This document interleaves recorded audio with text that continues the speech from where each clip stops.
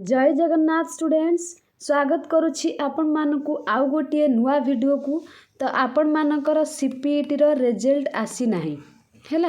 अगस्त 5 रे आपण मानकर रिजल्ट आसीबो।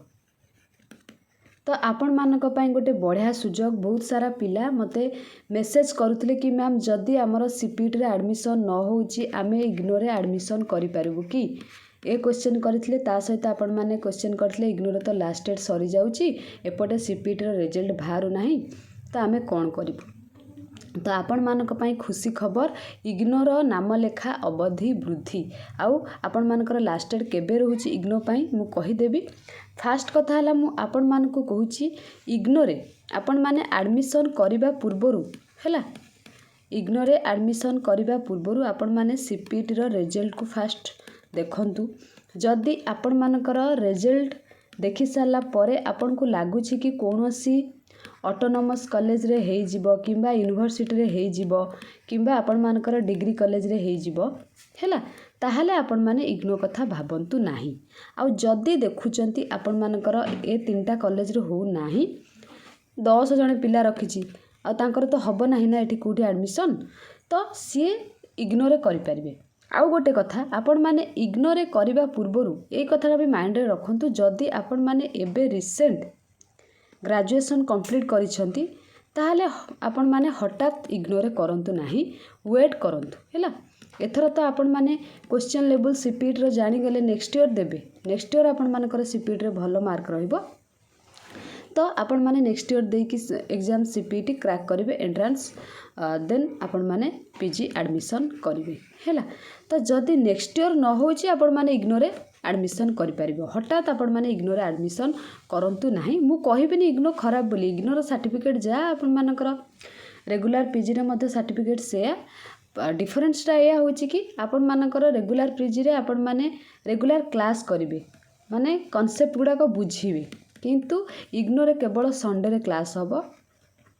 आपण माने कांसेप्ट गुडा को बुझी परिबेनी, एति की फरक। बाकी आपण माने एमाने भी नेट जेआरएफ दे पारिबे रेगुलर पीजी वाला आ इग्नो पीजी वाला भी नेट जेआरएफ दे पारिबे। एमाने भी ओडिशा गवर्नमेंट रो एसएसबी एग्जाम दे कि लेक्चरशिप करि पारिबे, एमाने भी करि पारिबे। आ प्राइवेट कॉलेज रो हुए तो रेगुलर पीजी वाला को टिके अधिक प्रेफरेंस देबे, इग्नो वाला को टिके कम, जेहेतु एमाने कांसेप्ट क्लियर हेतान। ता माने नुहे कि इग्नो रे जो माने पढुचन से माने किछि जाननाते, सेमति नुह। इग्नो रे बहुत सारा पिला पढी कि जॉब मध्य करिसंती।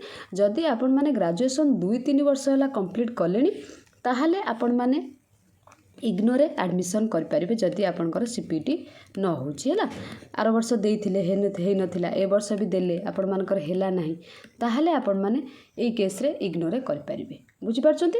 आ बाकी जदि ए वर्ष आपण माने ग्रेजुएशन कंप्लीट करिसंती ताहाले इग्नो रे न करबा बेटर मु कहिबी। किंतु जदि आपण मानकर अर्जेंट अछि करबा दरकार, शीघ्र जॉब करबा दरकार, ताहाले आपण माने से क्षेत्र रे करि परिबे। आपण मानकर निज भाई बोल मानक थारु एडवाइस नै कि करि परिबे। तो एबे चलंतु जानिबा आपण मानकर लास्ट डेट केबे इग्नो रे।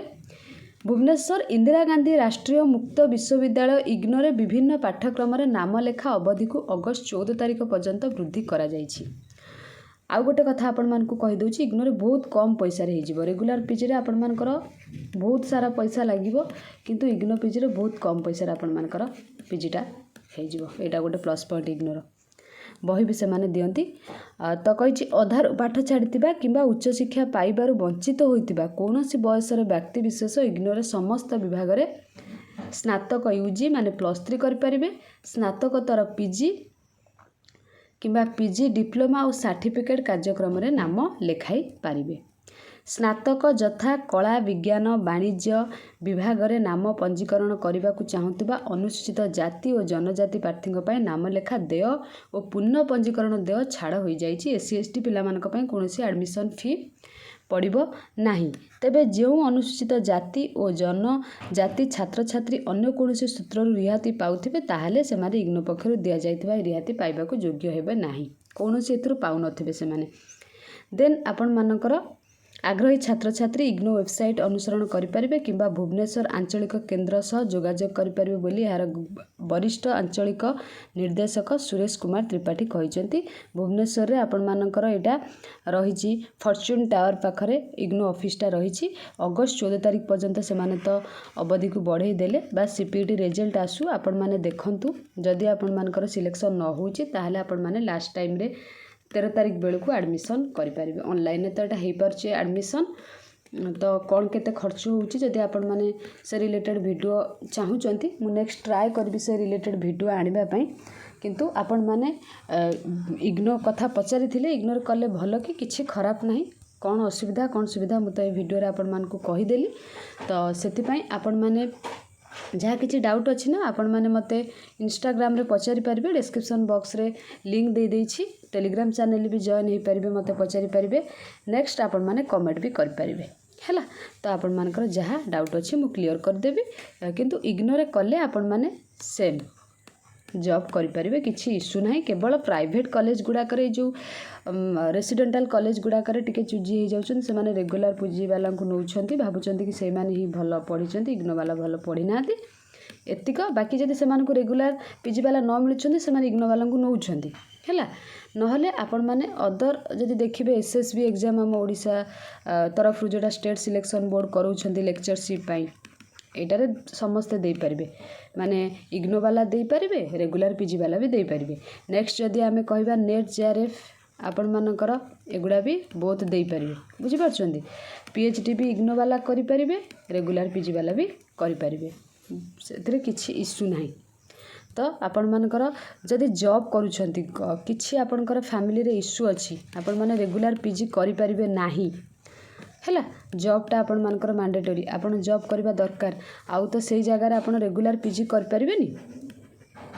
ତ ଆପଣମାନେ କ'ଣ କରିବେ, ସେଇ ଜାଗାରେ ଆପଣମାନେ ଇଗ୍ନୋରେ ପିଜି କରିପାରିବେ। ଜବ୍କୁ ଜବ୍ ହେଲା, ତା ସହିତ ଆପଣମାନଙ୍କର ପିଜି କି ପିଜି ହେଲା।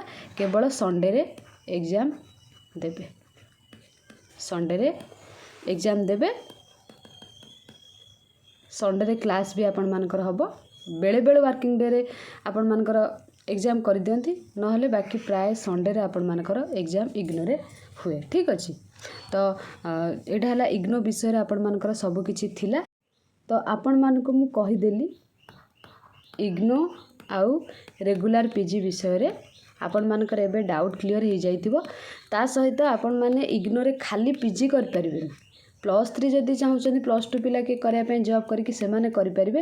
ତା ସହିତ +3 ପରେ ଆପଣମାନେ ସାର୍ଟିଫିକେଟ୍ କୋର୍ସ ଗୁଡ଼ାକ କରିପାରିବେ। ସାର୍ଟିଫିକେଟ୍ କୋର୍ସ କରିକି ବହୁତ ପିଲା ଜବ୍ ପାଇଛନ୍ତି। ସାର୍ଟିଫିକେଟ୍ କୋର୍ସ ଆପଣମାନଙ୍କର ମାନେ କ'ଣ ବିଭିନ୍ନ ପ୍ରକାର ଅଛି। ରଶ୍ମି ଟ୍ୟୁଟୋରିଆଲରେ ମୁଁ ପକାଇ ଦେଇଛି କ'ଣ କ'ଣ ଅଛି, ସର୍ଚ୍ଚ କରିକି ଆପଣମାନେ ଦେଖିପାରିବେ। ତାପରେ ଆପଣମାନଙ୍କର ରହିଲା ଯେଉଁ ଡିପ୍ଲୋମା କୋର୍ସ ଗୁଡ଼ାକ, ସେଗୁଡ଼ାକ ବି କରିକି ପିଲା ବହୁତ ସାରା ଜବ୍ ପାଇଛନ୍ତି। ଯଦି ଆପଣମାନଙ୍କର ପିଜି ମାନେ ଯେଉଁଥିରେ ଅନର୍ସ ରଖିଛନ୍ତି ସେଇଥିରେ ଆପଣମାନେ ପିଜି କରିବା ପାଇଁ ଚାହୁଁନାହାନ୍ତି, ଆପଣମାନେ ଏଇସବୁ କୋର୍ସ ବି କରିପାରିବେ। ଡିପ୍ଲୋମା କୋର୍ସ ଗୁଡ଼ାକ, ସାର୍ଟିଫିକେଟ୍ କୋର୍ସ ଗୁଡ଼ାକ। ତ ଆପଣମାନଙ୍କର ଏଇଠି ମେନସନ୍ ଅଛି ଦେଖନ୍ତୁ, ପିଜି ଡିପ୍ଲୋମା ସାର୍ଟିଫିକେଟ୍।